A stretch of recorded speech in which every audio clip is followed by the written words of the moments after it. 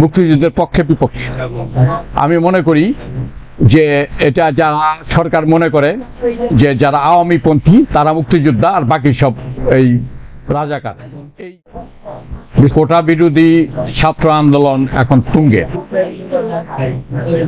দলমত নির্বিশেষে ছাত্ররা এখন মাঠে নামছে কোটা বিরোধী আইন পাস করার জন্য এবং মেধাভিত্তিক চাকরি নিশ্চয়তা লাভের জন্য। আমি মনে করি যে বিগত ইতিহাস বলে যে ছাত্র আন্দোলন কোনোদিনই বিফল হয় না। ফলে আমি সরকারকে অনুরোধ করব যে ছাত্রদের উপরে যেভাবে জুলুম অত্যাচার নির্যাতন করা হচ্ছে, যেভাবে টেলিভিশনে দেখলাম তাদের পিটানো হচ্ছে, এগুলি পরিহার করে আলোচনা ভিত্তিক বিষয়টা মীমাংসা করার জন্য। আরো বলতে চাই যে বাংলাদেশের 1971 সনে 7.5 কোটি মানুষই ছিল মুক্তিযোদ্ধা। আমরা যারা মুক্তিযোদ্ধা সার্টিফিকেট পাইছেন, সার্টিফিকেটধারী মুক্তিযোদ্ধা, তাদেরকে আমরা অত্যন্ত শ্রদ্ধা করি এবং আমি বলতে চাই দৃঢ়তার সাথে যে ওই মুক্তিযুদ্ধ চলাকালীন সময়ে বাংলাদেশের মুষ্টিমেয় কিছু পাকিস্তানি ছাড়া, হাতে গোনা 2-4 জন পাকিস্তানি ছাড়া গোটা পুরো পাকিস্তানের জনগণই ছিল মুক্তিযুদ্ধের পক্ষে।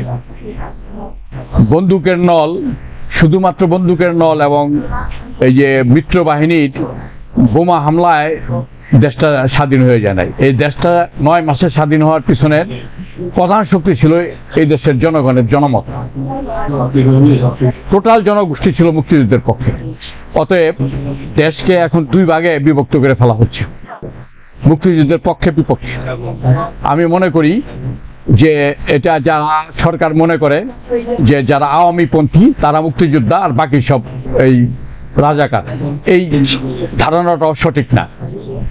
আমি আবার আহ্বান জানাবো আলোচনা ভিত্তিক বিষয়টা মীমাংসা করার জন্য।